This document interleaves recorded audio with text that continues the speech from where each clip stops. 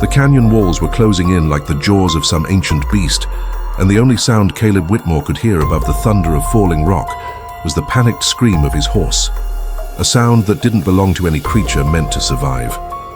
Dust choked the air thick as wool, and somewhere in that howling chaos, the gelding beneath him stumbled. Caleb felt the world tilt sideways, felt gravity pull at his bones, felt the certainty that this was how it would end. Crushed under a mountain that had finally decided to swallow him whole. The horse scrambled, hooves scraping against stone that crumbled like old bread, and for one impossible moment, Caleb locked eyes with the animal, saw something there he'd never seen in any horse before. Not fear, not panic, something else entirely. Then the ground gave way. If you've ever known what it means to have nothing left to lose, then maybe you understand why moments like these matter. If this story moves you, if you want to hear how a broken man and a broken horse found something worth holding on to, then do me a favor. Hit that subscribe button, leave a like, and drop a comment telling me about a time when someone or something refused to give up on you. Now, let me tell you how we got here. 3 weeks earlier, Caleb Whitmore had been standing in the auction yard outside of Prescott with $23 in his pocket and the hollow feeling that comes from knowing you've already buried the best parts of your life. The Arizona sun beat down on the cracked earth like a blacksmith's hammer, and the dust rose up in lazy spirals every time the wind remembered it had work to do. Around him, ranchers and traders moved through the pens with the practiced efficiency of men who knew exactly what they were looking for and exactly what it was worth. Caleb wasn't one of them, not anymore. He'd been a wrangler once, back when his hands were steadier and his name meant something in the territory. Before the drought. Before the fire that took his brother's ranch and everything Caleb had built alongside it. Before Sarah, but he didn't let himself think about Sarah. Not here. Not where men could see his face. The auction master's voice carried across the yard, announcing lots with the mechanical rhythm of a man who'd said the same words 10,000 times. Good breeding stock, sound temperament, proven workhorses. The bidding moved fast, prices climbing into territory Caleb couldn't even dream of touching. He watched it all with the detachment of a ghost haunting his own life. Then they brought out the grey. The horse moved wrong. That was the first thing anyone could see. His left foreleg bore the thick, ropey scars of barbed wire, and he held it at an angle that spoke of old pain that had never quite healed.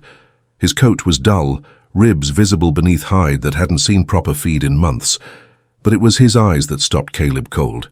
They were dark and deep, and full of something that looked uncomfortably like recognition, as if the horse could see straight through to all the broken places Caleb tried to keep hidden.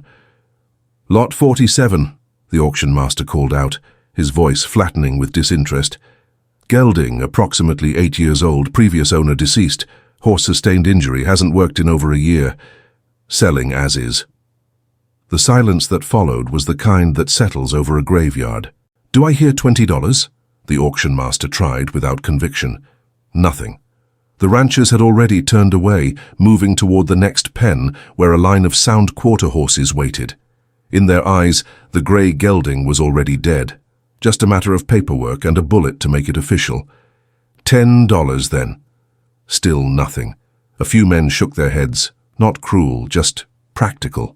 A lame horse was nothing but expense and heartache, and most of them had enough of both already. $5.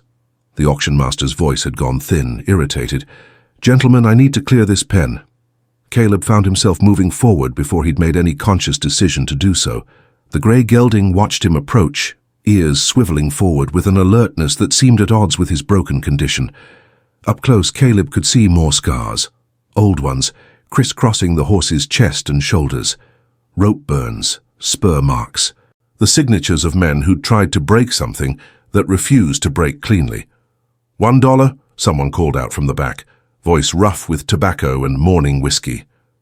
Caleb turned to see an old meat buyer named Harlan Dodd, a man who made his living buying worn-out animals and selling them to the renderers. $1 and I'll take him off your hands right now." The auction master's gavel started to rise. $2, Caleb heard himself say. Every head in the vicinity turned toward him. The auction master's eyebrows climbed halfway up his forehead. Harlan Dodd spat into the dust and fixed Caleb with a look that was half amusement, half pity.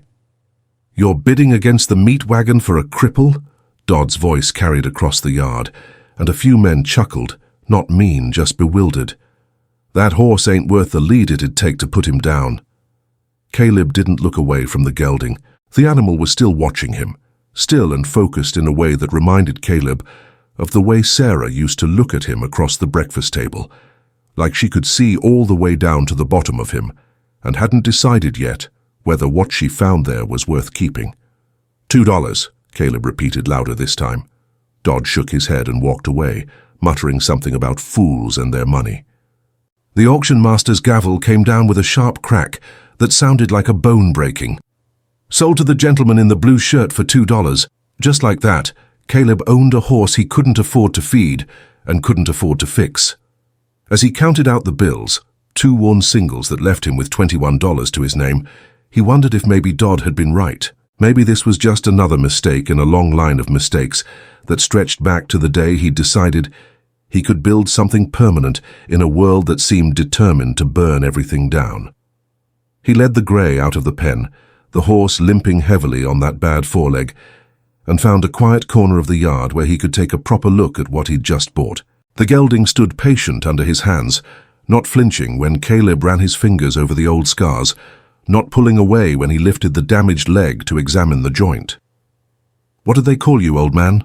Caleb asked quietly. The horse had no name that anyone could tell him.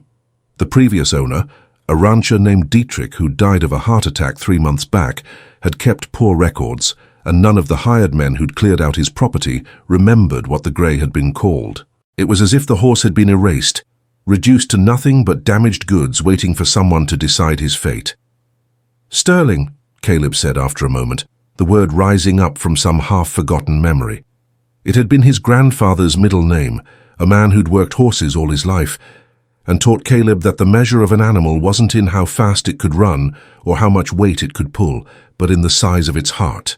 "That suit you?" Sterling's ear flicked back toward his voice, and Caleb took that as answer enough. Getting Sterling back to the small plot of land Caleb was renting on the edge of town took most of the afternoon. The horse moved slowly, careful with that bad leg, and Caleb found himself matching the gelding's pace in no particular hurry to arrive anywhere. The property wasn't much, a leaning barn, a few acres of scrubland, and a shack that let in the rain, but it was what Caleb could afford, and it was his for as long as he could keep paying the $12 a month rent to Mrs. Cordova, the widow who owned the title. He settled Sterling into the barn's single stall, spreading out what little clean straw he had and filling a bucket with water from the well. The horse drank deep, then turned his attention to the handful of hay Caleb forked into the corner, eating with the slow, methodical focus of an animal that had learned not to take food for granted. Caleb sat on an overturned crate and watched Sterling eat, trying to figure out what exactly he'd just done. $2. It wasn't much in the grand scheme of things, but it was $2 he could have used for flour or coffee or the 100 other small necessities that kept a man alive. And for what? A lame horse that would never work again? A companion for his loneliness? Sterling finished eating and turned to look at Caleb, hay still hanging from the corner of his mouth. In the dim light of the barn, his eyes were softer than they'd been at the auction, less wary. He took a single limping step toward Caleb, then another, until he was close enough that Caleb could feel the warmth of his breath. Caleb reached up slowly and rested his palm against Sterling's neck, feeling the steady beat of the horse's heart beneath his hand.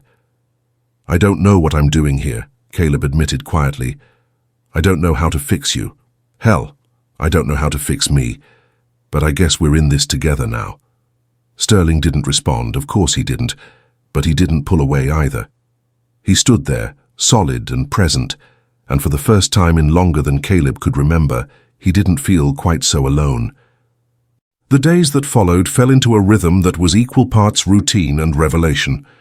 Caleb would wake before dawn, feed Sterling what little he could spare, then head into town to pick up whatever odd jobs he could find. He mucked out stables for the livery, repaired fences for the Johnsons, helped unload freight wagons at the rail depot. The work was hard and the pay was poor, but it was enough to keep him and Sterling fed, and that was all that mattered. In the evenings, he'd return to the barn and work with Sterling, not trying to train him or break him or make him into anything he wasn't, but just being with him. He'd clean the old scars, carefully working oil into the damaged tissue to keep it supple. He'd massage the bad leg, feeling for heat or swelling, learning the geography of Sterling's pain. And he'd talk about nothing and everything, about Sarah and his brother and the fire, about all the things he'd never said to anyone because there'd been no one left to say them to. Sterling listened. That was what struck Caleb most profoundly. The horse wasn't just tolerating his presence or enduring his attention. He was actually listening, ears swiveling to follow Caleb's voice, eyes tracking his movements with an intelligence that seemed almost unsettling in its depth. 3 days after the auction, Caleb noticed Sterling was putting more weight on the bad leg. A week later, the limp had decreased from pronounced to barely noticeable.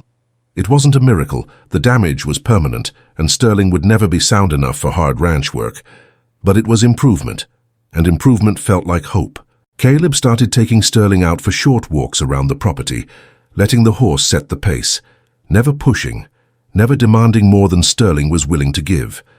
They'd make slow circles through the scrubland, Sterling moving careful and deliberate, Caleb walking beside him with one hand resting lightly on the horse's shoulder. On one of these walks, they encountered Mrs. Cordova tending to her small vegetable garden on the far side of the property line. She was a stout woman in her 60s, with steel-grey hair pulled back in a severe bun, and eyes that missed nothing. She'd lost her husband to consumption 2 years back, and since then had supported herself by renting out parcels of her late husband's land. "That the horse I heard you bought at auction?" she called out as they approached, straightening up from her tomato plants and pressing one hand to the small of her back. "Yes, ma'am. Name's Sterling." Mrs. Cordova walked over, studying Sterling with the practiced eye of someone who'd spent a lifetime around horses.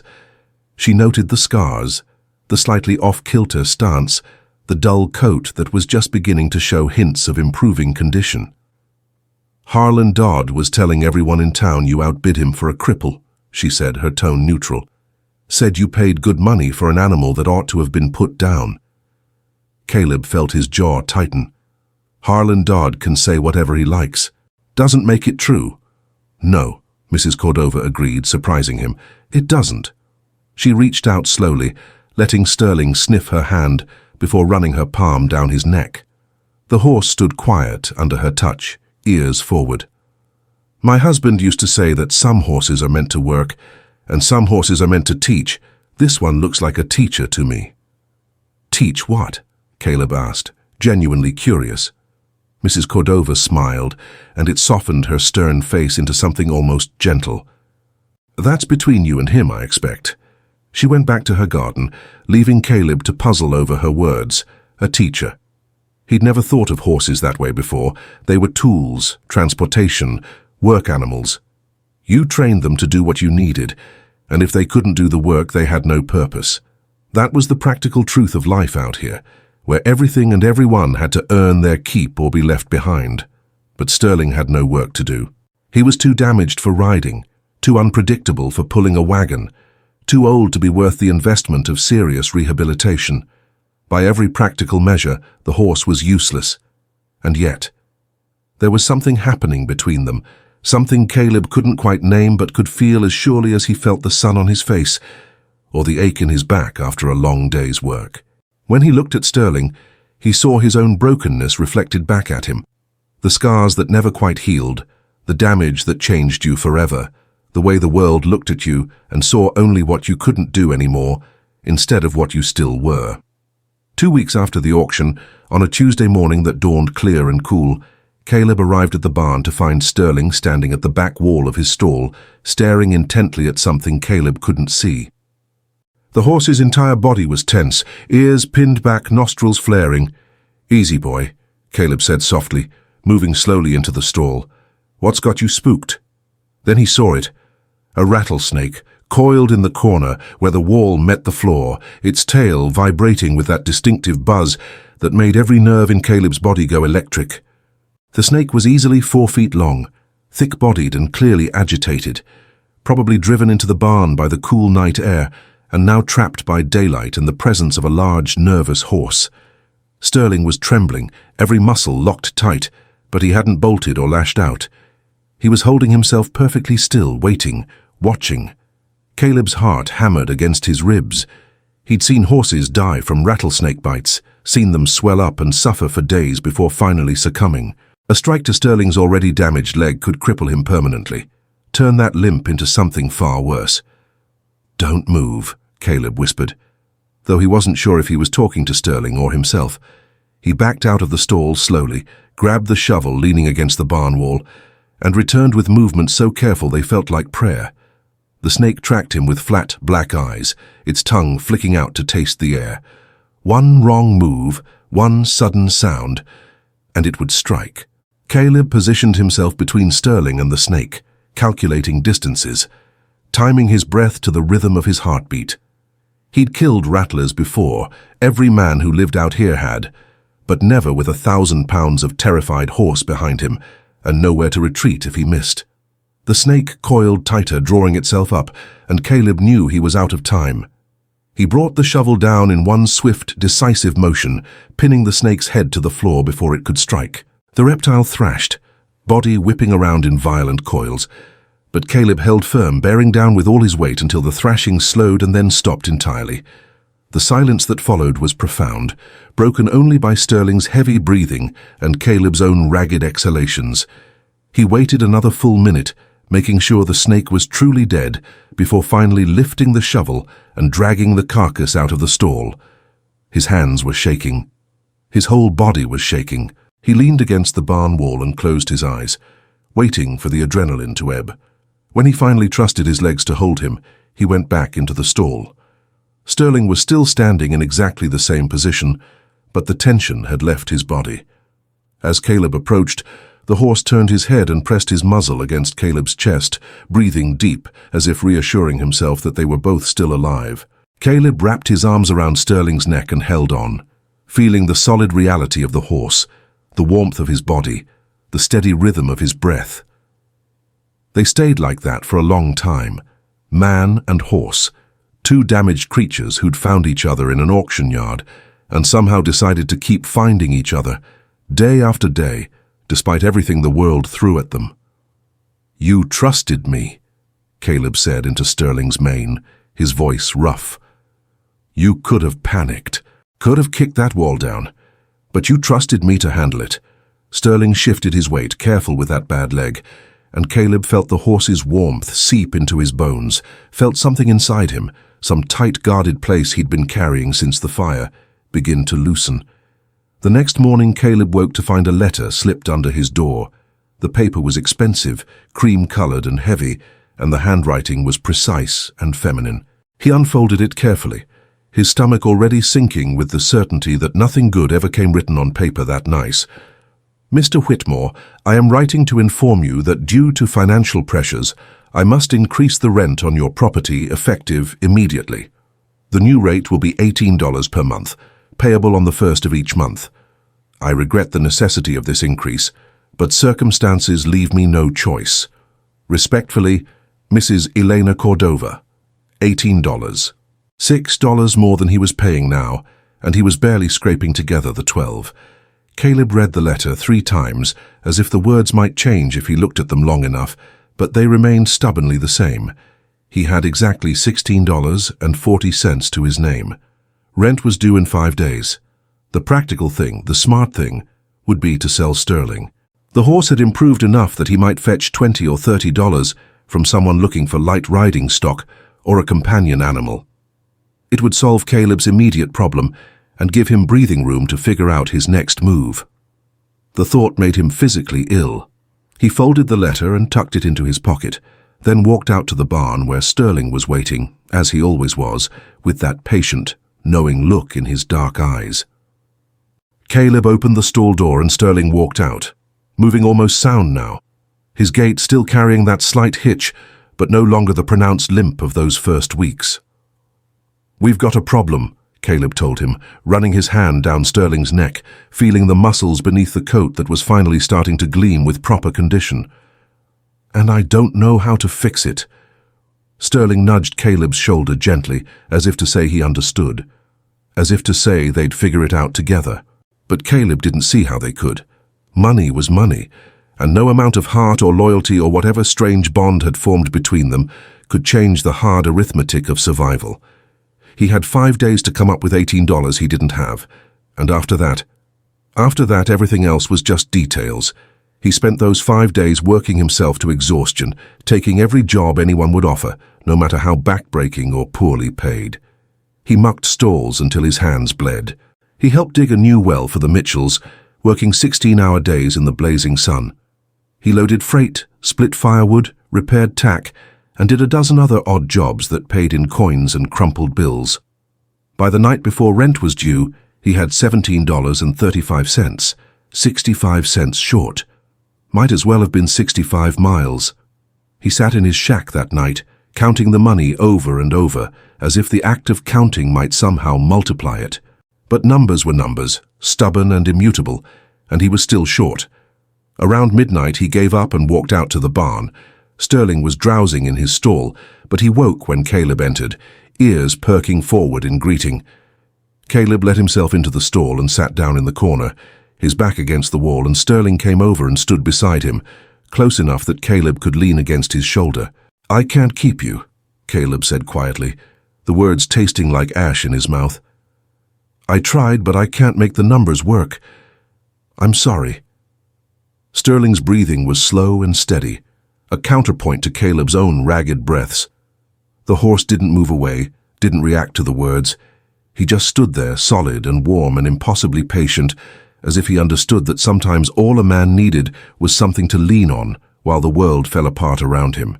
Caleb must have fallen asleep there, slumped against Sterling's shoulder, because when he opened his eyes again, pale dawn light was filtering through the gaps in the barn walls, and someone was calling his name from outside. "Mr. Whitmore? Caleb?"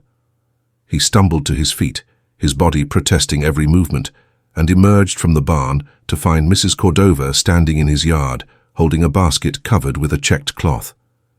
"I brought you some breakfast," she said, her tone brisk and matter-of-fact. "Figured you'd be hungry the way you've been working yourself to the bone these past few days." Caleb stared at her, uncomprehending. "Mrs. Cordova, The rent," she said, cutting him off. "I know you're short. Don't bother denying it. I've seen how hard you've been working, and I can do arithmetic as well as anyone."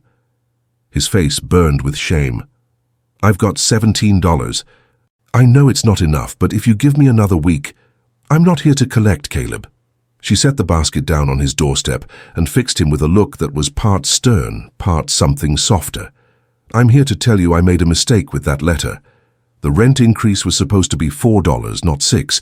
Should be $16 a month, not $18. My handwriting's getting worse in my old age.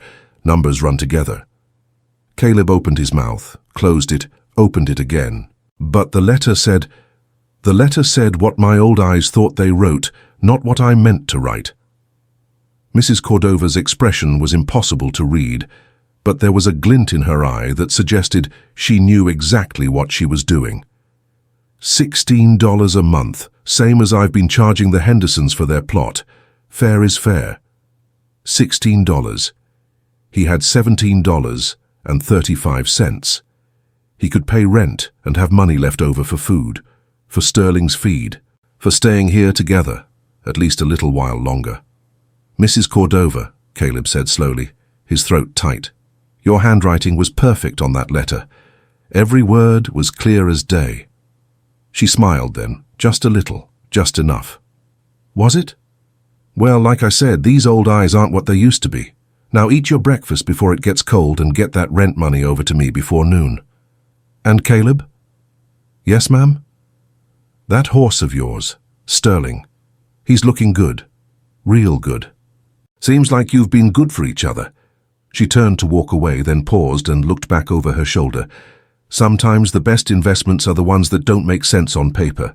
Remember that." She left him standing there, holding $17.35 and a basket of still warm biscuits, feeling like something fundamental had just shifted in his understanding of the world. He paid Mrs. Cordova the $16 at 11:30 that morning, and she counted it out with grave formality, writing him a receipt in handwriting that was, he noticed, absolutely flawless. She didn't mention the discrepancy, and neither did he. Some kindnesses, he was learning, were meant to be received with grace rather than questioned. That afternoon, he took Sterling out for a longer walk than usual, following the dirt road that wound up into the foothills above town. The day was clear and bright, the kind of late spring afternoon when the whole world seemed washed clean and new. Sterling moved easy beside him, that slight hitch in his gait barely noticeable now, head up and ears forward, with an alertness that spoke of returning health. They climbed higher, following switchbacks that offered glimpses of the valley below, the town spread out like a child's toy set, smoke rising in thin columns from chimneys and cook fires. The air was thinner up here, sharp with the scent of pine and sage, and Caleb found himself breathing deeper, feeling his chest expand with something that might have been hope. At the top of the ridge, they stopped to rest. Sterling stood beside him, looking out over the valley, and Caleb rested his hand on the horse's shoulder, feeling the steady warmth of muscle and bone beneath his palm. "I almost lost you," Caleb said quietly. "Almost gave up on both of us. But Mrs. Cordova, she gave us another chance." Sterling turned his head to look at Caleb, those dark eyes steady and knowing, and Caleb had the strange sense that the horse understood perfectly, understood that they'd been saved, and understood that saving came in many forms, some of them as simple as a woman's careful mercy dressed up as arithmetic error.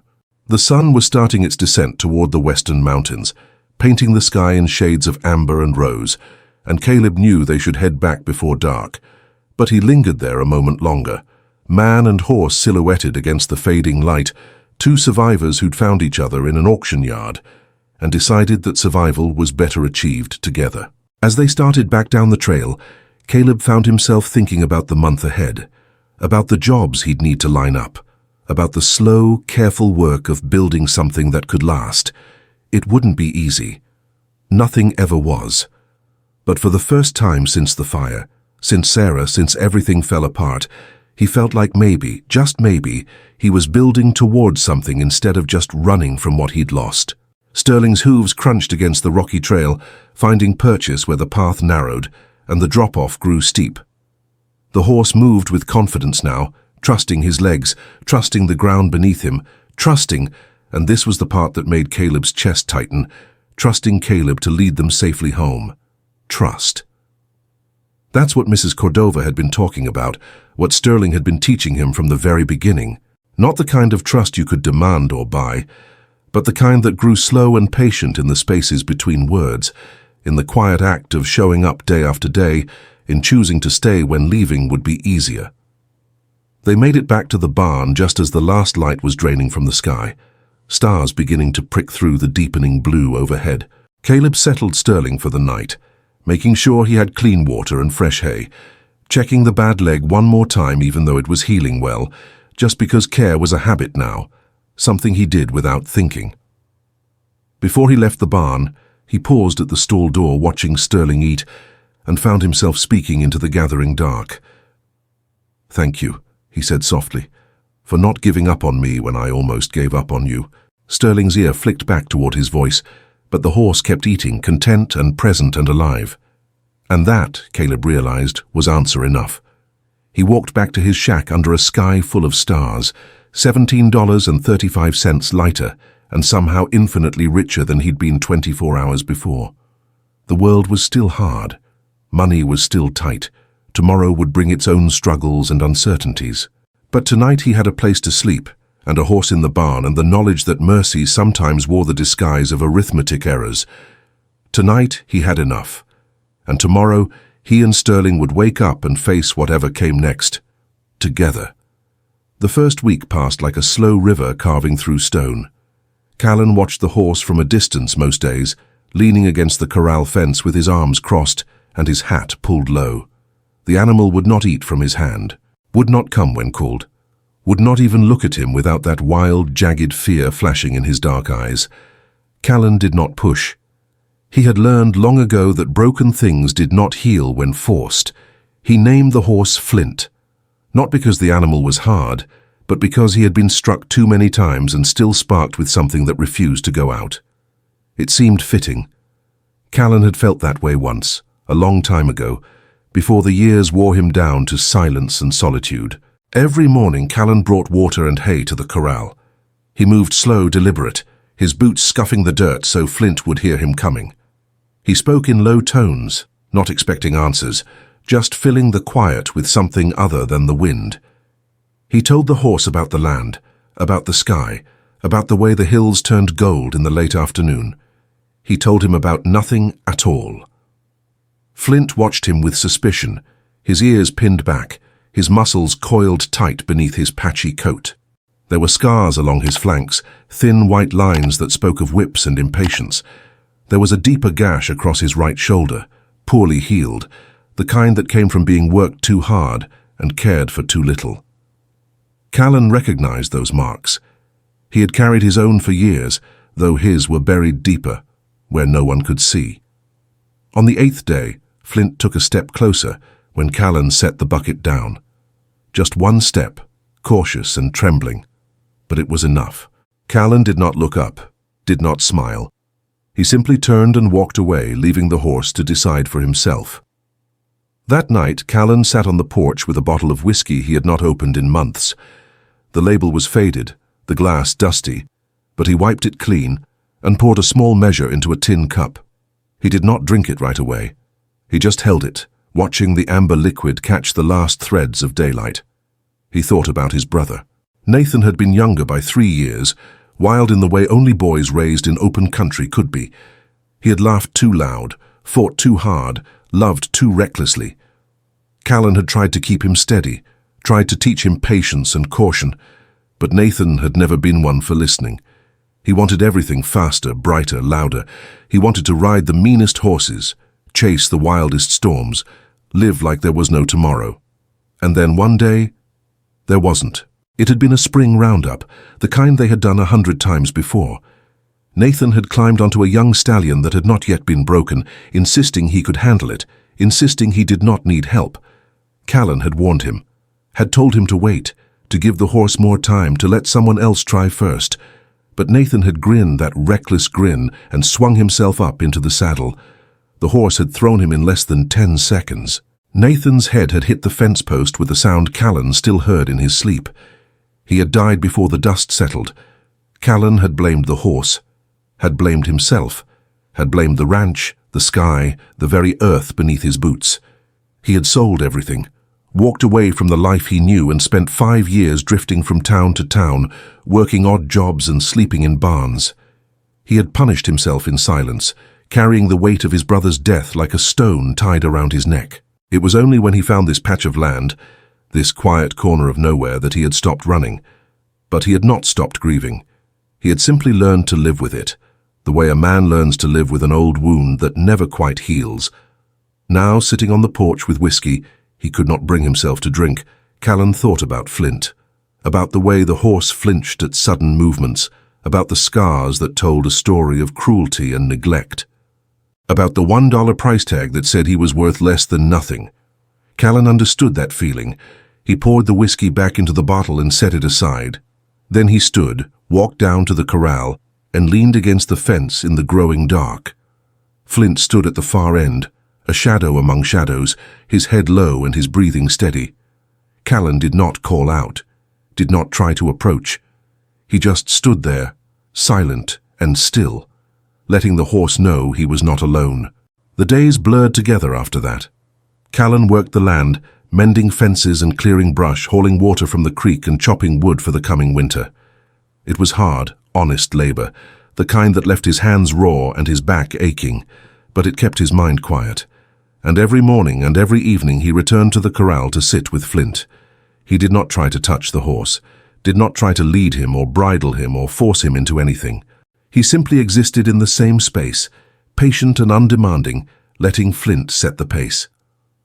On the 12th day, Flint ate from Callan's hand for the first time. It was just a single apple slice, held flat on his palm, but the horse's lips were soft and careful as they took it. Callan felt something shift in his chest, something small and fragile, like the first crack in a frozen river. He did not smile, did not celebrate. He just stood there, his hand empty now, and let the moment settle into his bones. By the 3rd week, Flint would stand near him without flinching. Callan could brush his coat, slow and gentle, working through the tangles and the dirt. He could run his hands along the horse's legs, checking for injuries, for tenderness, for anything that might need tending. Flint still carried the weight of his past, still startled at loud sounds and sudden gestures, but there was something different in his eyes now, something that looked almost like trust. Callan knew better than to call it that.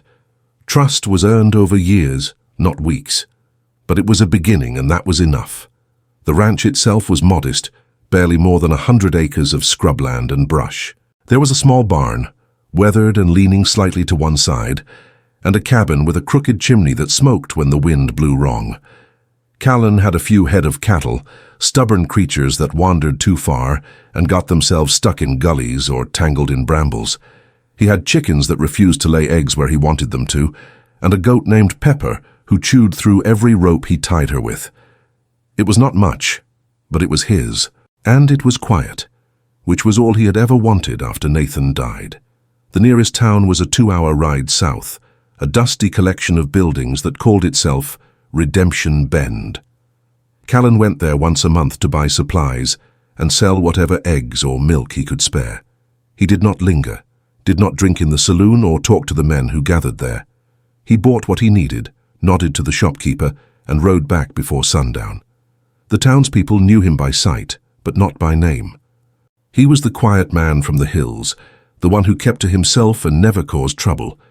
They left him alone and he returned the favor. But on his last trip to town, the shopkeeper, a round-faced woman named Ida Mercer, had asked him about the horse.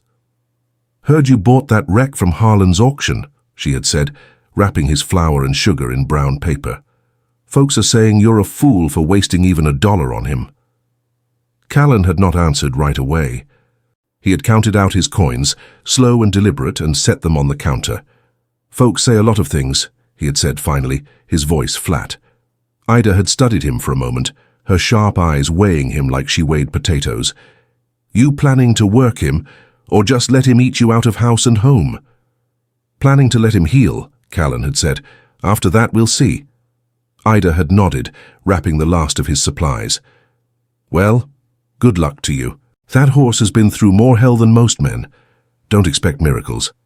Callan had taken his parcels and walked out without another word. He did not expect miracles. He just expected time and patience, and the kind of silence that let broken things mend at their own pace.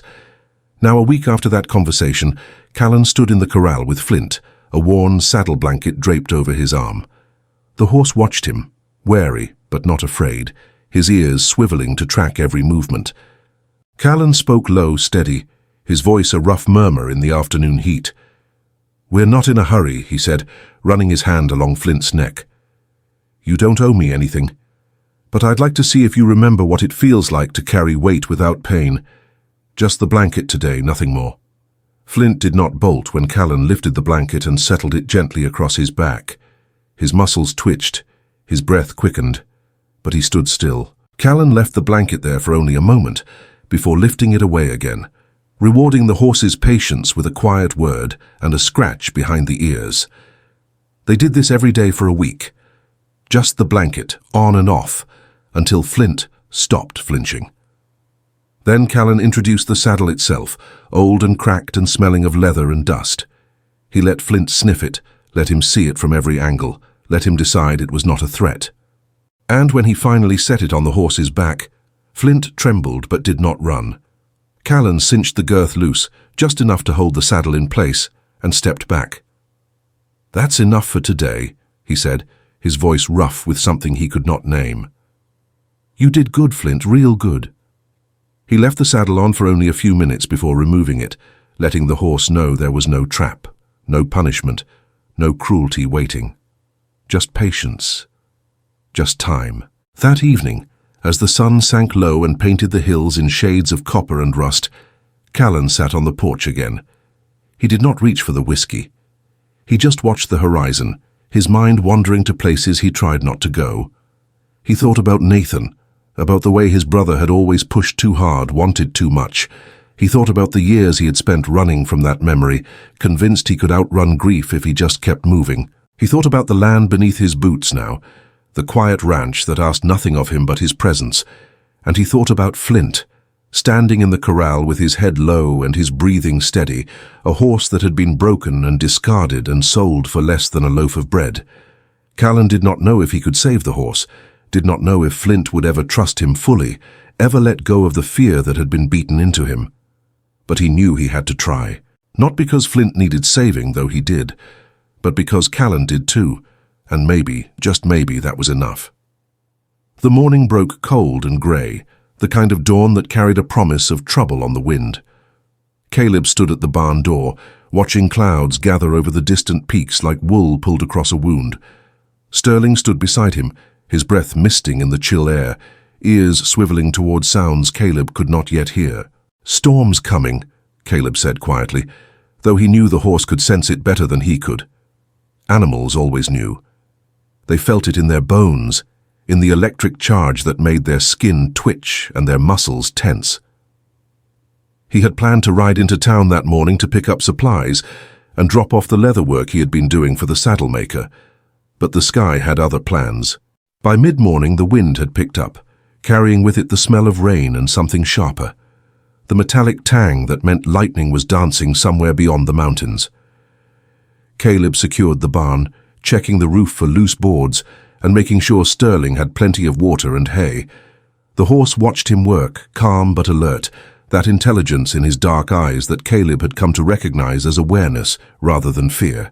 Sterling knew something was shifting in the world around them, but he trusted Caleb to handle it.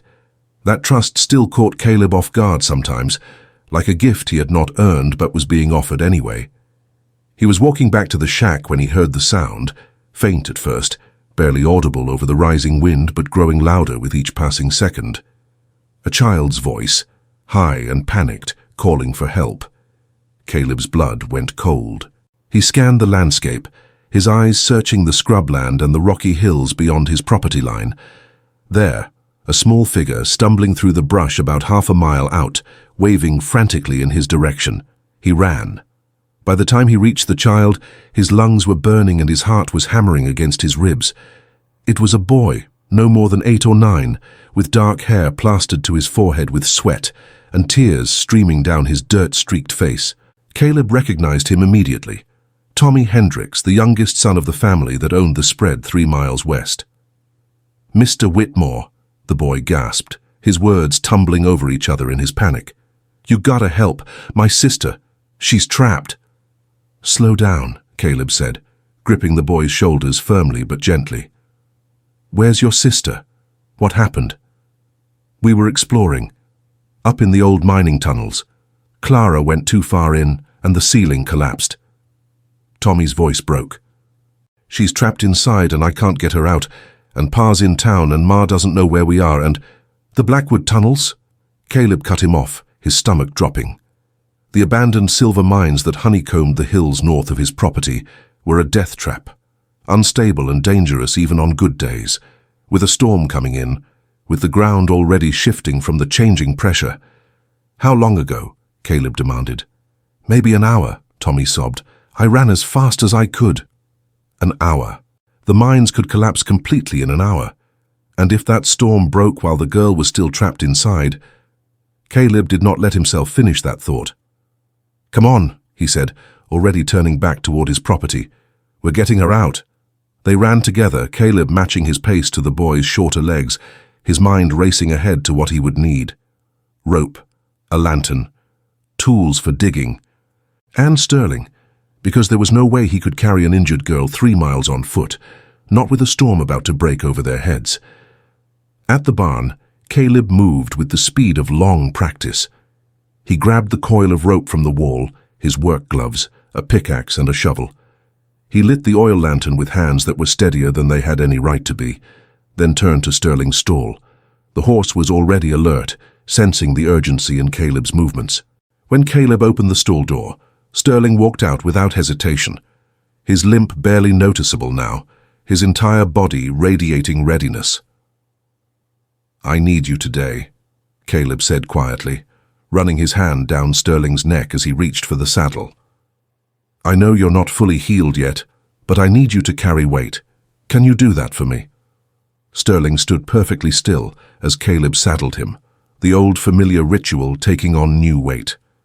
This was not practice. This was not slow, patient rehabilitation. This was real, and they both knew it. Caleb swung up into the saddle, feeling Sterling adjust beneath him, finding his balance, compensating for that bad leg without being asked.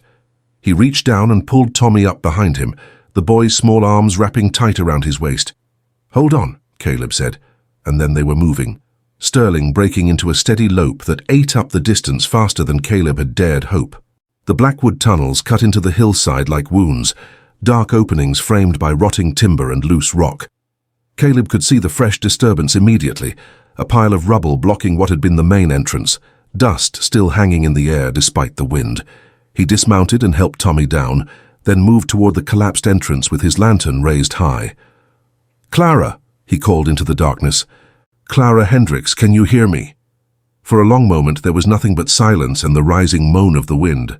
Then, faint and muffled, a small voice answered from somewhere deep inside the mountain. "I'm here. I'm stuck. I can't move my leg." Alive. She was alive. Caleb felt something loosen in his chest, but he could not afford relief yet. Not until she was out and safe. He turned to Tommy. "Stay here with Sterling. If I'm not back in 20 minutes, you ride for your house as fast as you can and get your ma, you understand?" Tommy nodded, his face pale but determined. Caleb squeezed his shoulder once, then turned back to the mine entrance and began to dig. The work was brutal. Every shovelful of rock he moved seemed to be replaced by two more sliding down from above. The tunnel was actively collapsing, the storm's pressure changes destabilizing what little structural integrity remained. Caleb worked as fast as he dared, clearing a gap just wide enough for him to squeeze through, his lantern held before him like a talisman against the crushing dark. Inside, the air was thick with dust and the smell of old earth. The tunnel sloped downward, the ceiling pressing lower with each step, timbers groaning under weight they were never meant to bear. Caleb could hear water dripping somewhere ahead, could feel the mountain shifting around him like a living thing, deciding whether to let him pass or swallow him whole. "Clara!" he called again. "Keep talking so I can find you." "I'm here." Her voice was closer now, just around the next bend. "Please hurry." He found her pinned beneath a fallen beam, her left leg trapped at an angle that made Caleb's stomach turn. She was maybe 11 years old, small for her age, with her brother's dark hair and wide, terrified eyes that locked onto Caleb's face like a drowning person grabbing for a rope. "I've got you," Caleb said, his voice steady despite the fear clawing at his throat. "We're getting you out of here." He set the lantern down and assessed the situation. The beam was heavy, old mining timber that had been supporting the ceiling before it gave way.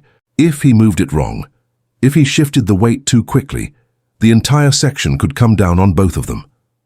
Behind him, he heard a sound that made his blood freeze, a deep, grinding rumble that shook dust from the ceiling and sent small rocks clattering down around them. They were out of time. Caleb positioned himself at the beam's end, bracing his legs, and began to lift. His muscles screamed in protest, his back threatening to give out, but he kept pushing, kept straining against the impossible weight. The beam shifted slightly, then a little more, and Clara sobbed in pain as the pressure on her leg changed. "When I say go," Caleb gritted out, "you pull yourself free, understand?" She nodded, tears streaming down her face. Caleb gathered every ounce of strength he had left and heaved upward. "Now!" Clara scrambled backward, dragging her injured leg, and Caleb let the beam drop with a crash that echoed through the tunnel like thunder. The sound triggered something deep in the mountain structure. Caleb heard it before he felt it, a groaning, tearing sound as the tunnel began to fold in on itself. He grabbed Clara under her arms and ran. They burst out of the darkness just as the entrance behind them vomited dust and debris, the entire tunnel system collapsing inward with a roar that sounded like the earth itself was screaming. Caleb shielded Clara with his body as rocks bounced past them, as the air filled with choking dust that turned the world grey and formless. When the shaking finally stopped, when the thunder faded to silence, Caleb lifted his head and looked back. The tunnel entrance was completely gone, buried under tons of rock and earth. If they had been 10 seconds slower... He did not let himself think about it. Tommy was at his side immediately, crying and reaching for his sister. Sterling stood exactly where Caleb had left him, calm and steady despite the chaos, his reins trailing in the dust. "We need to move," Caleb said, his voice rough from the dust. "That storm's about to break, and we need to get her home." Clara's leg was badly bruised but not broken, a miracle considering. Caleb fashioned a rough splint from broken branches and strips torn from his shirt, working quickly while the first fat drops of rain began to fall. By the time he lifted Clara onto Sterling's back, the sky had opened up completely, rain coming down in sheets that turned the world into a grey blur. Caleb swung up behind Clara, holding her steady with one arm, while Tommy scrambled up to sit in front of them both. It was too much weight, especially for a horse still healing from old injuries, but Sterling did not hesitate. He simply turned toward home and began to walk, his gait steady and sure, despite the extra burden, despite the mud, despite everything. The ride back was a nightmare of cold rain and slippery ground. Lightning cracked across the sky, close enough that Caleb could smell the ozone, close enough that it turned the landscape white and stark for brief, blinding seconds. Sterling never faltered. When the trail grew treacherous, he picked his way carefully around loose rocks. When the wind tried to push them sideways, he braced and held steady. When Clara whimpered in pain, he slowed his pace without being asked, as if he understood that she was hurting and needed gentleness. By the time they reached the Hendricks ranch, Caleb was soaked to the bone and shaking with exhaustion. Sarah Hendricks, Tommy and Clara's mother, came running from the house, her face white with terror that transformed into relief when she saw her children alive. "Oh, God! Oh, thank God!" She reached up for Clara, helping Caleb ease the girl down into her arms. "What happened? Where were you?" Tommy explained in a rush while Sarah carried Clara toward the house, calling for her oldest son to ride for the doctor. She paused at the door and looked back at Caleb, still mounted on Sterling in the pouring rain. "Thank you," she said, her voice breaking. "Thank you for bringing them home." Caleb just nodded, too tired for words. He turned Sterling back toward his own property, and the horse carried him through the storm without complaint, without hesitation, until they finally reached the barn and shelter. Inside, out of the rain, Caleb dismounted and stood for a moment with his forehead pressed against Sterling's neck, feeling the solid warmth of the horse, the steady rise and fall of his breathing. His legs were shaking, his hands were shaking, but Sterling was calm, present, unshaken.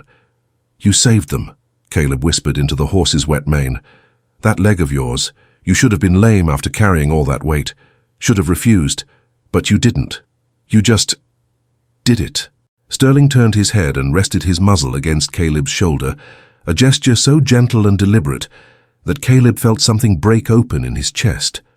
All the grief he had been carrying, all the guilt over Nathan, all the years of running and hiding and punishing himself, it rose up in a wave that threatened to drown him. He had spent so long believing he could not save anyone, could not protect the people who mattered, could not be trusted with anything precious or fragile because he would only fail them, the way he had failed his brother. But today he had saved 2 children, and he could not have done it alone. Sterling had carried them through the storm, had trusted Caleb's judgment, had given everything he had despite his own pain and limitations. The horse that had been sold for $1 because no one believed he had any value left had just proven himself worth more than all the sound, healthy horses in the territory. Caleb did not realize he was crying until Sterling shifted, nickering softly, as if to say it was all right. As if to say they had both survived and that was enough. He spent the next hour caring for Sterling with a reverence that bordered on ritual. He rubbed the horse down until his coat was dry and gleaming. He checked every inch of that bad leg, relief flooding through him when he found no new damage, no swelling, nothing to suggest the horse had pushed himself beyond healing. He gave Sterling extra grain, fresh water, the cleanest hay. And through it all, Sterling stood patient and calm, accepting Caleb's care the way he had accepted everything else, with quiet dignity and an understanding that seemed to reach deeper than words. That night, as the storm raged outside and rain drummed against the barn roof, Caleb sat in Sterling's stall with his back against the wall. The horse dozed, standing up, one hip cocked, completely relaxed in Caleb's presence. Outside, lightning turned the world white, and thunder shook the ground, but inside the barn there was only warmth and quiet, and the knowledge that they had faced something terrible together, and come through on the other side. Caleb thought about Nathan, about the guilt he had carried for so long, the belief that he could have saved his brother if he had just tried harder, been faster, been better. But sitting here now, with Sterling's steady breathing filling the silence, he began to understand something he had never let himself see before. He could not have saved Nathan. His brother had made his own choice, had climbed onto that horse knowing the risks, had lived his whole life refusing to be cautious or careful or afraid. And yes, it had ended in tragedy, but it had also been Nathan's life to live, and Caleb had no right to carry the weight of choices that were never his to make. What he could do, what he had done today, was show up when it mattered, be present for the people who needed him, trust himself to act when action was required instead of freezing in fear of making the wrong choice. Sterling had taught him that. This horse that everyone had given up on, this animal that was supposed to be worthless, had shown Caleb what it meant to keep trying even when you were broken, what it meant to trust someone enough to let them help carry your weight, what it meant to believe that healing was possible, even when everyone around you said otherwise. The storm passed sometime before dawn, leaving the world washed clean and new. Caleb finally allowed himself to sleep, curled up in the corner of Sterling's stall with his coat pulled over him like a blanket. When he woke, the horse was standing over him like a guardian, patient and protective, waiting for him to be ready. 2 days later, Robert Hendricks rode up to Caleb's property with a leather pouch that clinked when he set it on the porch rail. He was a weathered man in his 50s, with kind eyes and the careful movements of someone who had worked hard all his life. "My wife told me what you did," he said without preamble. "Told me you risked your life to pull Clara out of those mines. Told me your horse carried both my children through that storm without complaint." Caleb started to speak, to deflect, but Hendricks held up a hand. "There's $50 in that pouch," he said. "It's not enough, could never be enough, but it's what I can spare right now. And I wanted you to know that if you ever need anything, anything at all, you come to me. Understood?" Caleb looked at the pouch, then back at Hendricks. $50 was more money than he had seen in months. It was security, it was breathing room, it was the difference between scraping by and actually living. "I didn't do it for money," Caleb said quietly. "I know," Hendricks replied. "That's exactly why you're getting it." He tipped his hat and turned to leave, then paused. "That horse of yours, Sterling, my wife said you call him. He's got more heart than most men I know. You're lucky to have him." "I know," Caleb said, and meant it more than he had ever meant anything in his life. After Hendricks left, Caleb sat on his porch and counted the money slowly, feeling the weight of it in his hands. He thought about all the things he could buy, all the repairs he could make, all the security it represented. But mostly he thought about how he had earned it, not through his own strength alone, but through partnership, through trust, through the bond he had built with a horse that everyone else had thrown away. That afternoon, he walked into town and bought Sterling new tack, a proper saddle that fit him right, a bridle with soft leather that would not rub, a blanket thick enough for winter. He bought extra grain and fresh apples and carrots. He bought medicine and supplies for the barn. And when he was done, he still had enough left over to pay Mrs. Cordova 3 months of rent in advance. On the way home, he stopped at the general store and bought a newspaper, something he rarely did. But today felt different, felt like a day when the world might have something worth knowing. He tucked it under his arm and headed back to his property, to Sterling, to the quiet life they were building together. As he approached the barn, he saw Sterling standing at the corral fence, his head up and ears forward, watching for Caleb's return. When their eyes met, the horse nickered softly, a sound of recognition, of welcome, of home. Caleb felt something settle deep in his chest, something that felt almost like peace. He had spent so long running from his past, so long believing he did not deserve a second chance. But maybe that had never been the point. Maybe the point was not about deserving anything, but about showing up anyway, about choosing to try, even when you were scared, about trusting that sometimes broken things could heal each other.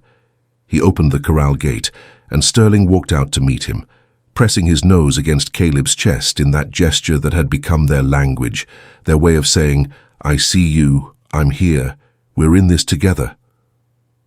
"Let's go home," Caleb said softly, and they walked side by side toward the barn, man and horse, scarred and healing, bound by something deeper than words. The sun was setting behind the mountains, painting the sky in shades of amber and gold, and for the first time in years, Caleb Whitmore felt like he was exactly where he was supposed to be. The first snow came early that year, dusting the hills in white that caught the morning light and turned the world into something clean and new. Caleb stood at the barn door with a cup of coffee steaming in his hands, watching Sterling move through the corral with an ease that still amazed him. The limp was barely there now, just the faintest hitch that only showed when the horse moved at speed. It had been 2 months since the mine rescue, and life had settled into something that felt almost like contentment. The money from the Hendricks family had given Caleb breathing room he had not known in years. He had repaired the barn roof, stocked up on feed for winter, even bought himself a new pair of boots to replace the ones that were more whole than leather. But more than the money, more than the material comfort, what had changed was something deeper. He no longer felt like he was just surviving. He felt like he was living. Sterling noticed him watching and trotted over to the fence, his breath misting in the cold air. Caleb reached out and scratched between the horse's ears, feeling the solid warmth of him, the quiet presence that had become as essential as breathing. "Getting cold out here," Caleb said. "Are you ready for winter, old man?" Sterling huffed, his dark eyes bright with intelligence and something that looked almost like amusement. They had developed their own language over the months, a communication that went beyond words into territory. Caleb could not quite explain, but understood perfectly anyway. He was about to head back inside when he saw the rider approaching from the east, moving fast across the snow-dusted ground. As the figure drew closer, Caleb recognized him. James Cooper, one of the younger hands from the Morrison ranch that bordered his property to the north. The boy was riding hard, his horse lathered despite the cold, and Caleb felt his stomach tighten with instinctive dread. Nothing good ever came delivered at that speed. Cooper pulled up in a spray of dirt and snow, his face flushed with exertion and fear. "Mr. Whitmore, we need help. It's Mr. Morrison." "Slow down," Caleb said, already moving toward the barn for his coat and Sterling's tack. "What happened?" "He went out early this morning to check the herd up in the high pasture," Cooper gasped, struggling to catch his breath. "Horse stepped in a prairie dog hole and went down hard. Threw Mr. Morrison into the rocks. He's hurt bad, bleeding from his head, and we can't get him down the mountain alone. The trail's too narrow for a wagon and his horse ran off. We need someone who can ride up there and help us bring him down." Caleb's mind was already racing through possibilities, calculating distances and dangers. The high pasture was 5 miles north through rough terrain, accessible only by a narrow trail that wound up through the foothills. In good weather it was a hard ride. In early winter, with snow making the rocks slippery and visibility poor. "How many men you got with him?" Caleb asked, already saddling Sterling with practiced efficiency. "Just his son Daniel and another hand, Marcus Webb. They're trying to keep him warm, but he needs a doctor, and we can't move him without more help." Caleb cinched the saddle tight and swung up onto Sterling's back. The horse stood steady beneath him, already sensing the urgency, already preparing himself for whatever was coming. "You ride back and tell them I'm coming. Take the main road. It's longer but safer for your horse. I'll cut through the canyon trail and meet you there." Cooper nodded and wheeled his horse around, spurring back toward the Morrison ranch. Caleb turned Sterling north and gave him his head, letting the horse choose his own pace across the uneven ground. They moved fast but careful, Sterling picking his way around patches of ice and loose scree, with the sure-footedness of an animal who had learned to trust his own judgment. The canyon trail was treacherous even in good conditions, a narrow path that hugged the cliff face, with a sheer drop on one side and crumbling rock on the other. But it would cut their travel time in half, and if Morrison was as badly hurt as Cooper said, every minute mattered. Halfway through the canyon, Sterling suddenly stopped, his entire body going rigid. His ears pinned back flat against his skull, and he took 3 quick steps backward, away from something Caleb could not yet see. "Easy," Caleb said, scanning the trail ahead. "What is it, boy?" Then he saw the mountain lion, It was perched on a ledge about 30 feet ahead, a massive female with golden eyes that tracked their every movement. She was lean with winter hunger, her ribs visible beneath her tawny coat, and she had the look of a predator who had calculated the odds and decided they might be in her favor. Caleb's hand went instinctively to the rifle strapped to his saddle, but he did not draw it. Not yet. Mountain lions rarely attacked humans unless they were desperate or defending cubs, and shooting her would only risk spooking Sterling on this narrow trail where one wrong step meant a fall that neither of them would survive. "Back up," Caleb murmured, keeping his voice low and steady. Slow and easy.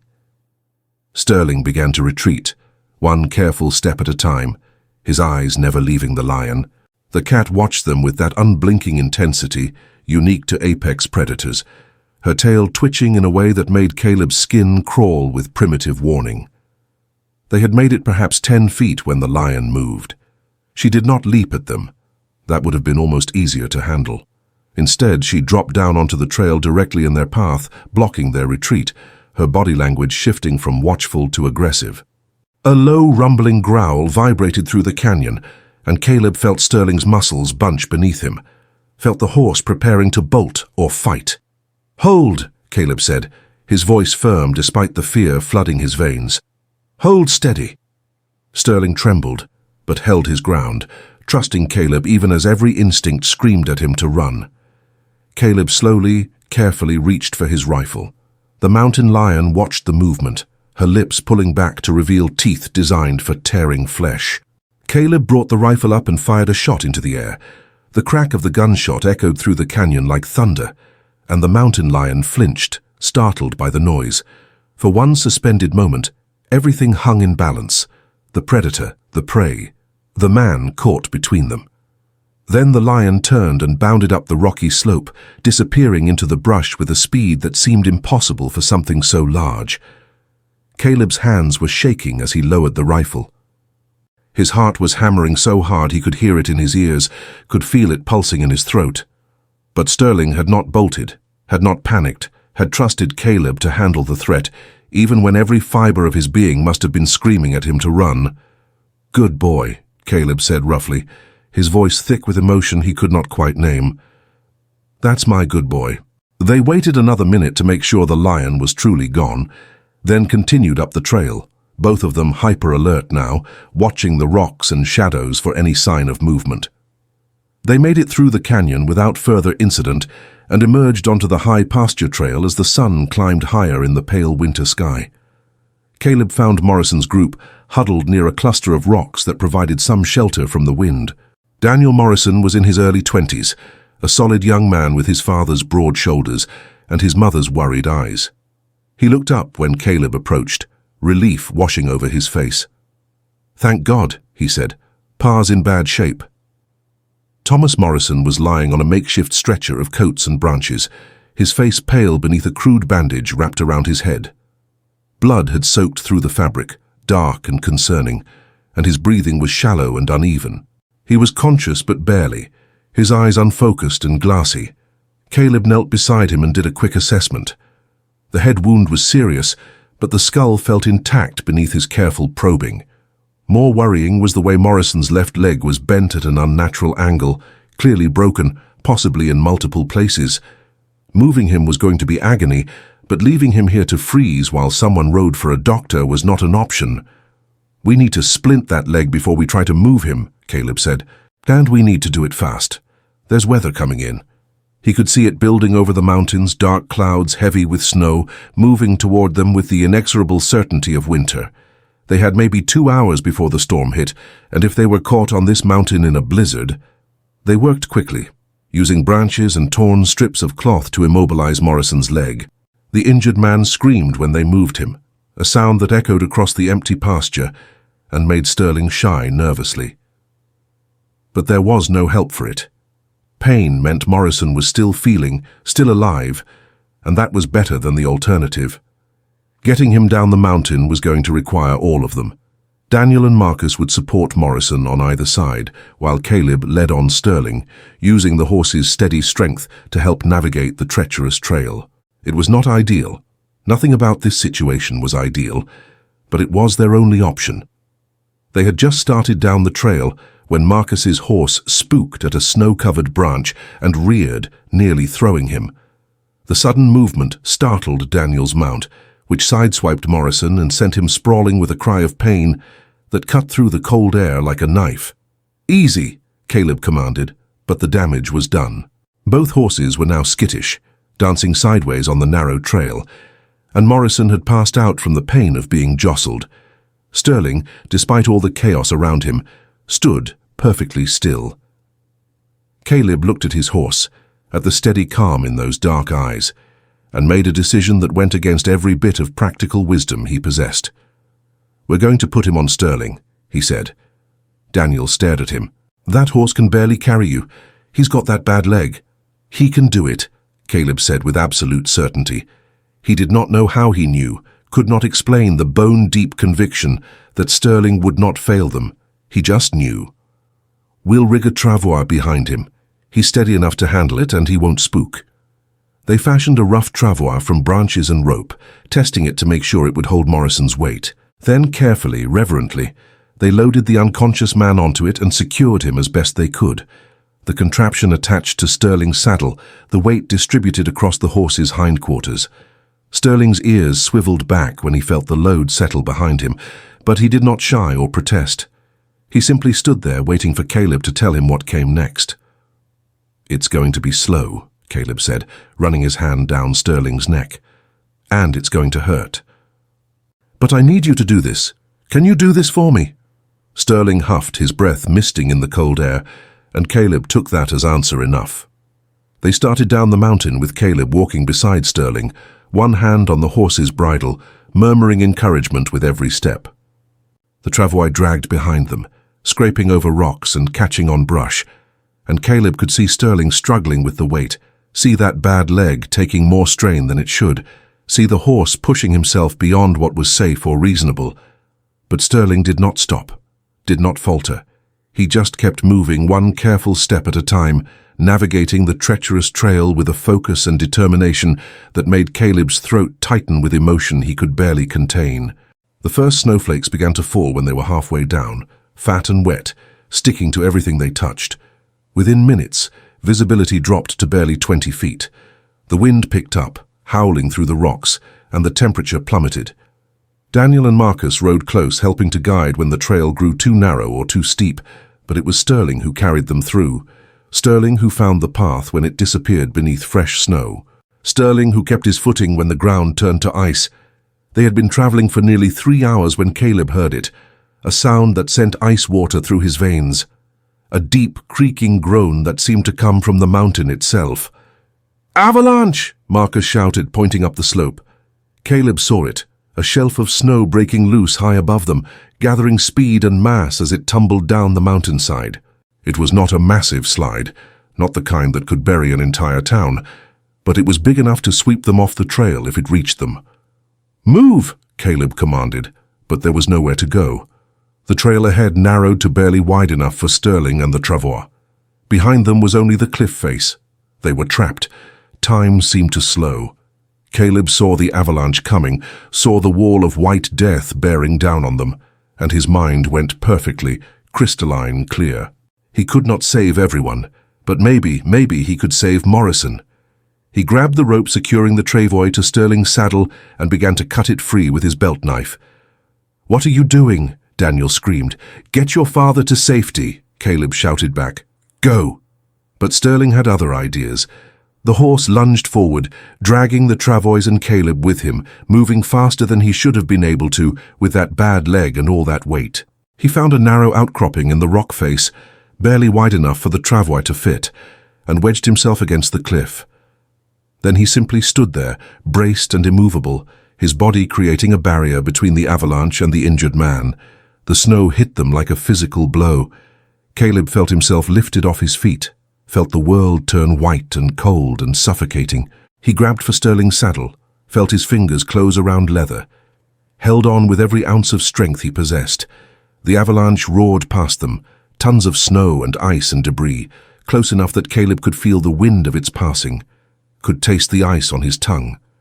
Sterling stood firm, his legs braced, his body shielding Morrison, refusing to be moved. And then, as suddenly as it had begun, it was over. The silence that followed was profound, broken only by the sound of labored breathing, Caleb's, Sterling's, the ragged gasps of men who had just looked death in the face and somehow survived. Caleb pulled himself up using Sterling's mane, his legs shaking so badly he could barely stand. The horse was coated in snow, trembling with exhaustion, but his eyes were still bright, still focused. Behind him, the travois and Morrison were intact, protected by Sterling's body. "You saved him," Caleb whispered, his voice breaking. "You saved all of us." Sterling's legs finally gave out. He went down to his knees, then all the way to the ground, his sides heaving. The bad leg was swollen, visibly inflamed even through the snow caking his coat. He had pushed himself beyond his limits, had given everything he had, and then some. Caleb knelt beside him in the snow, his hands shaking as he ran them over Sterling's body, checking for injuries. "I'm sorry," he said, the words tumbling out rough and broken. "I'm so sorry. I asked too much of you. I pushed you too hard." Sterling turned his head and pressed his muzzle against Caleb's chest, that gesture that had become their language, their way of saying we're in this together. "We need to get moving," Marcus said quietly. "That storm's only going to get worse."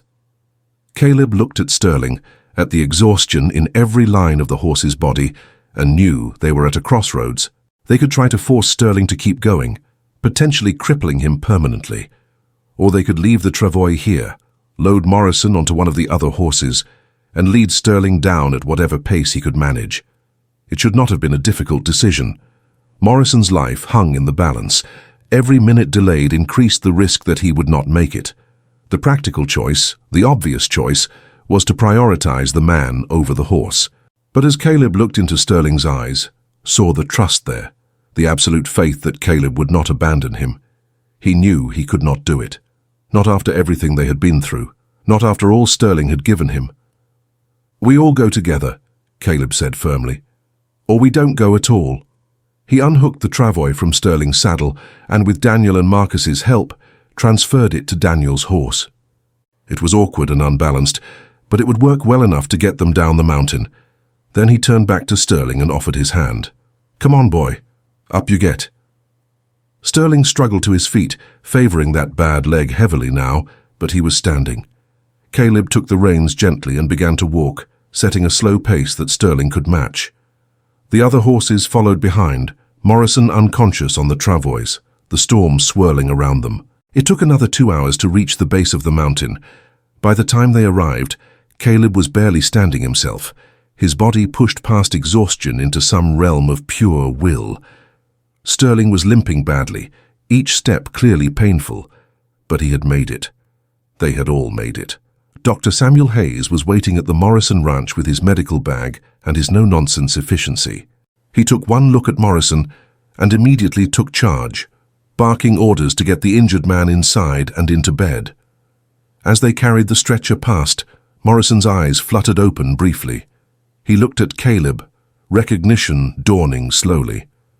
"You came," he whispered. "We came," Caleb corrected, glancing at Sterling. "All of us." Sometimes the hardest part of any story is knowing what really matters. If this journey with Caleb and Sterling has touched something in you, if you felt the weight of their choices and the strength of their bond, I'd be grateful if you'd take a moment to share that with me. Leave a comment, tell me about a time you had to choose between the practical thing and the right thing, and if you haven't already, subscribe to make sure you don't miss how this story ends. Now, let me tell you what happened next. Caleb tended to Sterling for 3 days straight, barely leaving the barn except to grab a few hours of sleep. He kept the horse warm, massaged the swollen leg with liniment, changed poultices every few hours. He talked to Sterling constantly, his voice a rough murmur in the quiet barn, telling him stories about Nathan, about the years before the fire, about all the things he had never told anyone because there had been no one who would understand. Sterling listened as he always did, his dark eyes following Caleb's every movement. On the 3rd day, Dr. Hayes came to check on the horse. He examined Sterling's leg with careful thoroughness, his weathered face giving away nothing. When he finally stepped back, he shook his head slowly. "The damage is extensive," he said bluntly. "That old injury has been badly aggravated. Even with rest and care, he's never going to be fully sound again.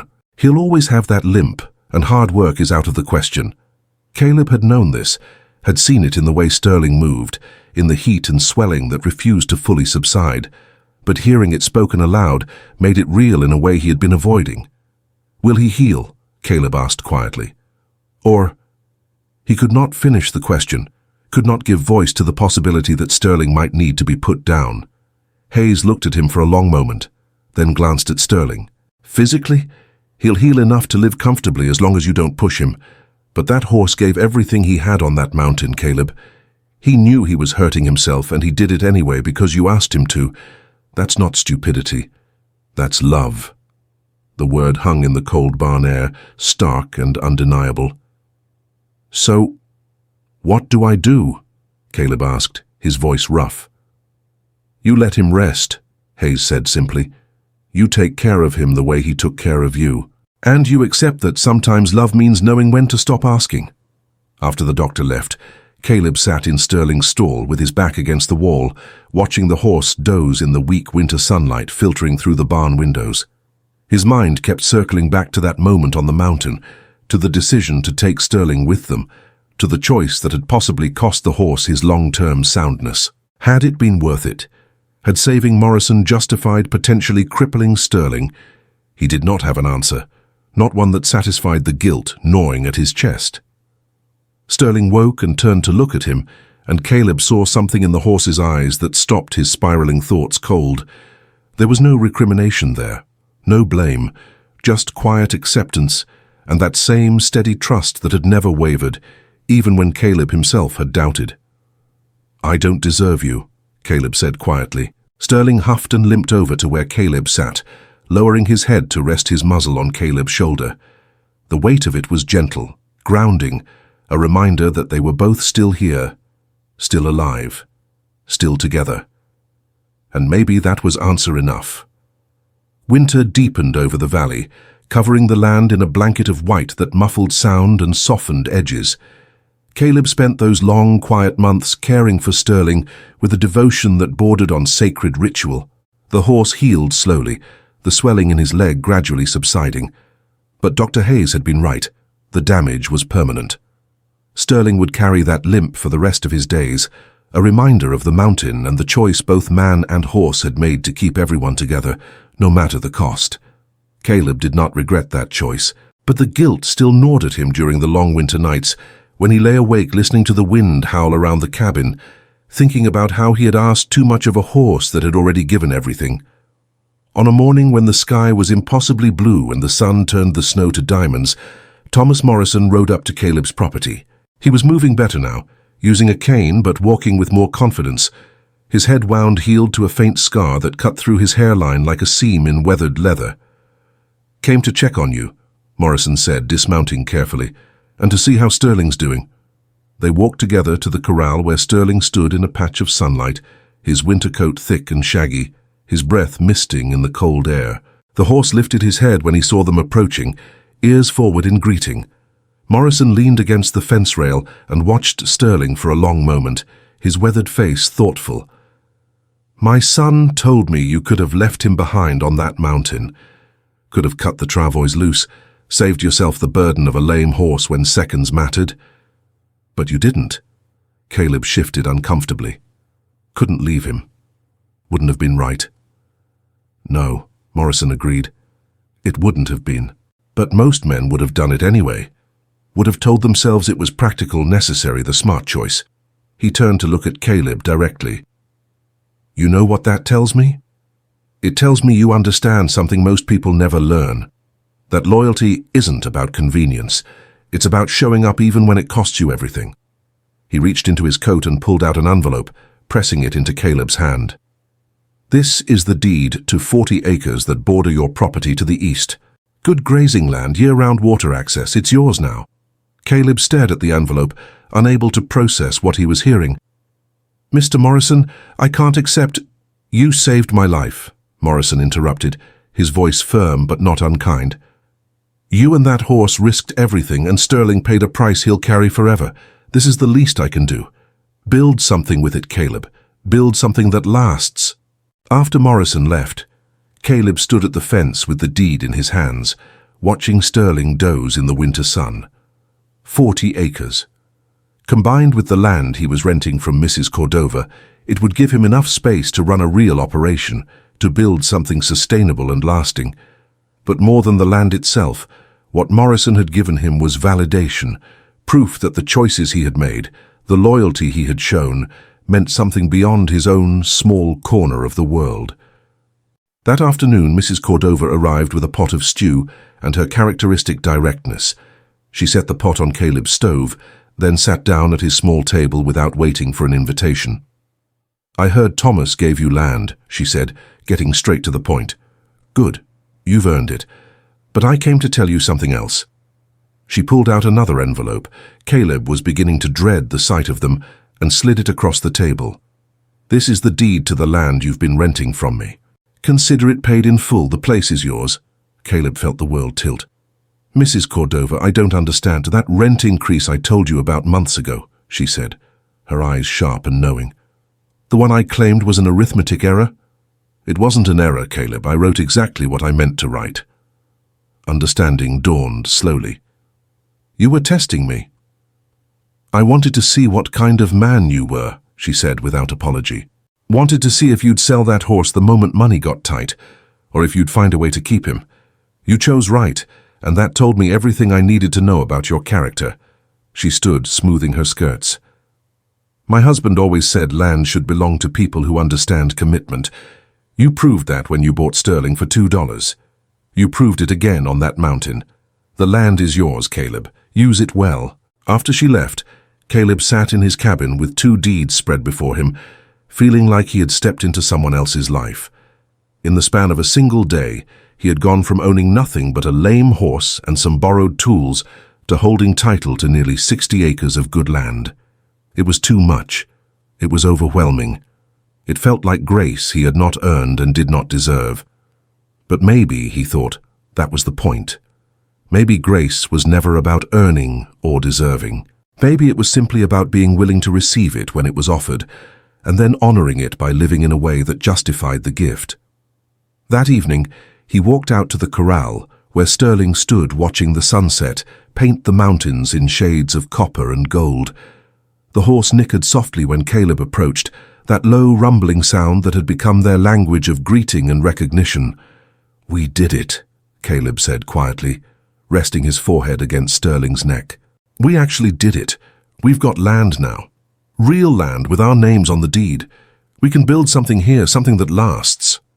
Sterling huffed, his breath warm against Caleb's shoulder, and Caleb felt something shift in his chest, some tight, guarded place that had been locked since Nathan died finally beginning to open. He had spent so many years believing he did not deserve a second chance, that he was fundamentally broken in ways that could never be fixed. But Sterling had taught him otherwise. This horse that everyone had thrown away, this animal sold for $1 because no one believed he had any value left, had shown Caleb that broken things could heal if given time and patience and grace. Not perfectly, not completely, but enough. The seasons turned.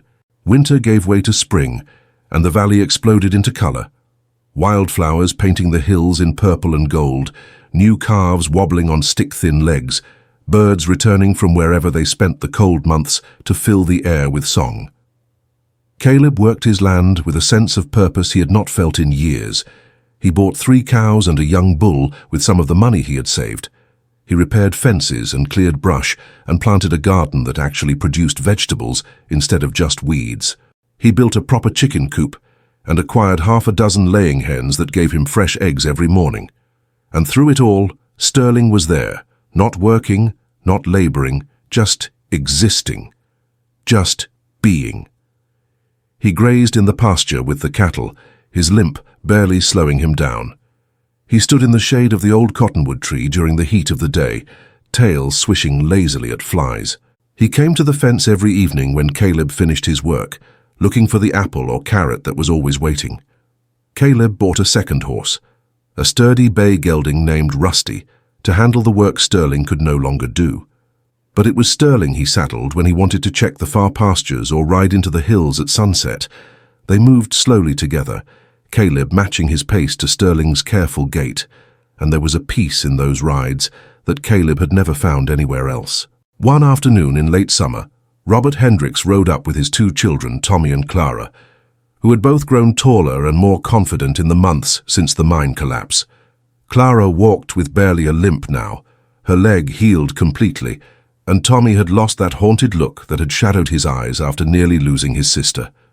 "Wanted to thank you again," Hendricks said, dismounting, "and to show you something." He pulled a newspaper from his saddlebag and handed it to Caleb. It was the Redemption Bend Gazette, and on the front page was a story about the rescue at the Blackwood mines, complete with a drawing of a man and a horse pulling children through a storm. "They're calling you a hero," Hendricks said, his voice thick with emotion. "You and Sterling both." Caleb read through the article with growing discomfort. The writer had taken the basic facts and embellished them into something that sounded more like legend than reality.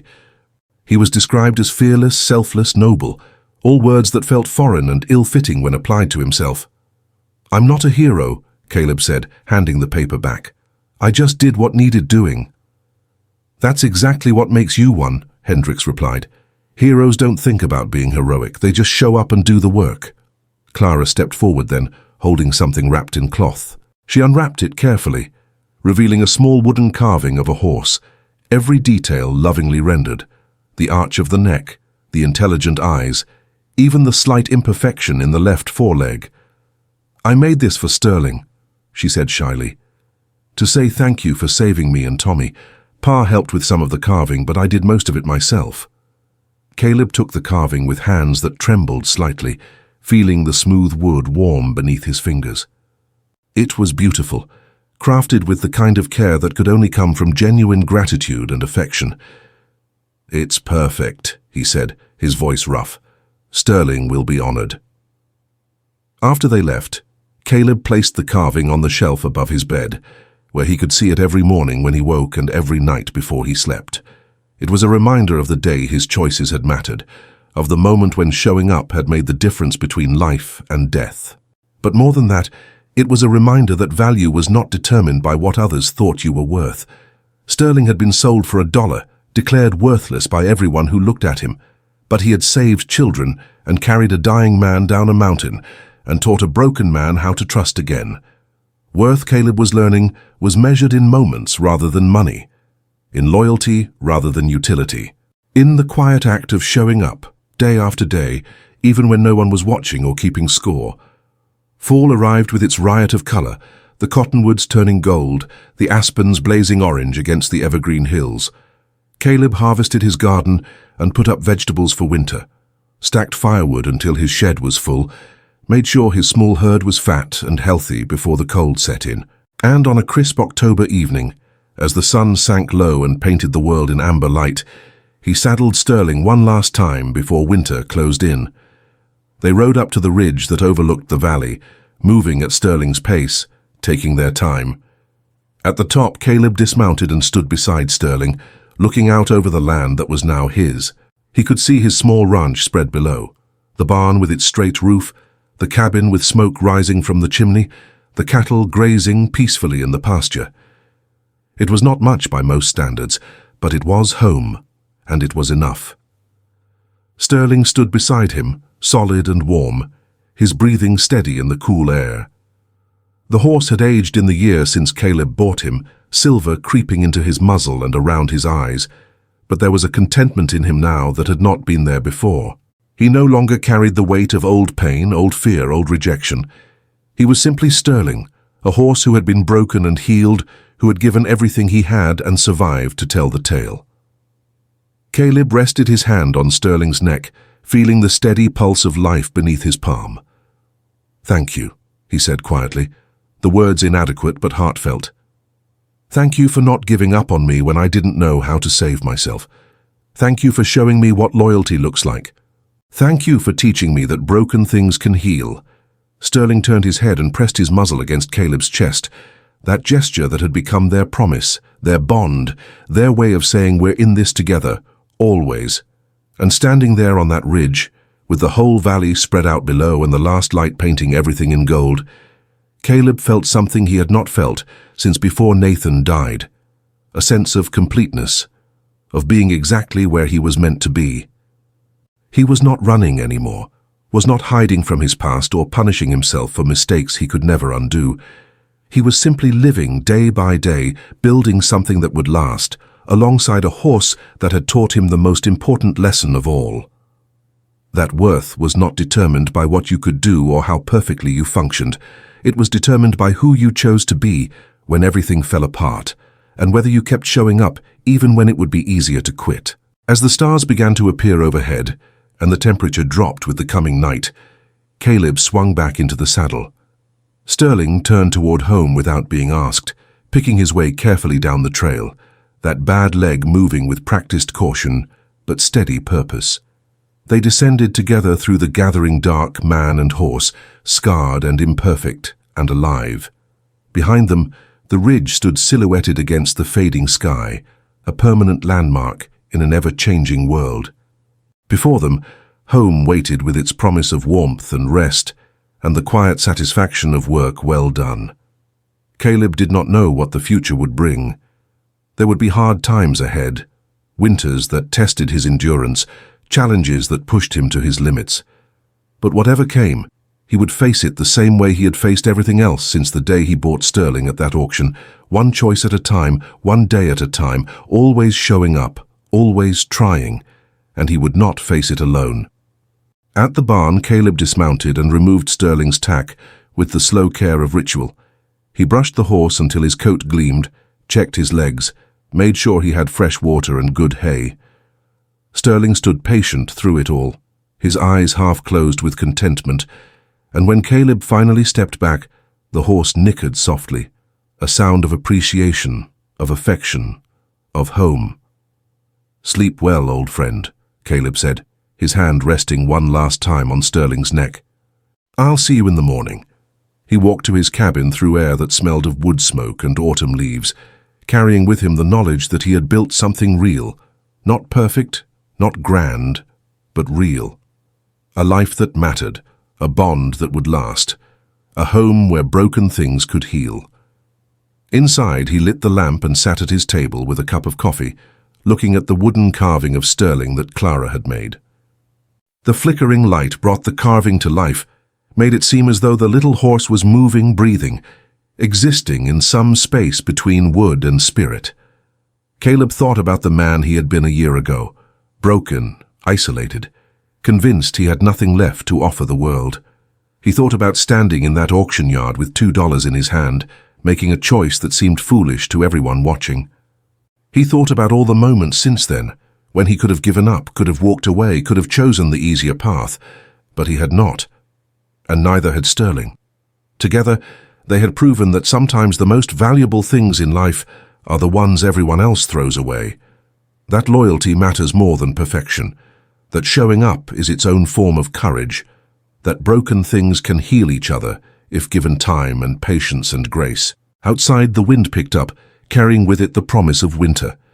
But inside the cabin there was warmth and light, and the quiet satisfaction of knowing that tomorrow, when the sun rose over the valley, he would wake in his own home on his own land, and Sterling would be waiting at the fence for his morning apple. It was enough. It was more than enough. It was everything. Caleb finished his coffee and prepared for bed, moving through the familiar routine with the ease of habit. But before he blew out the lamp, he looked one more time at the carving, at the likeness of the horse that had saved his life in ways that had nothing to do with physical rescue and everything to do with teaching him how to live again. "Thank you," he whispered into the quiet room, "for everything." Then he extinguished the light and lay down to sleep, and his dreams were filled with open spaces and clear skies and the steady rhythm of hoofbeats, the sound of home, the sound of healing, the sound of a future built on loyalty and trust, and the unbreakable bond between a man and a horse who had both been broken and had both found their way back to wholeness, together.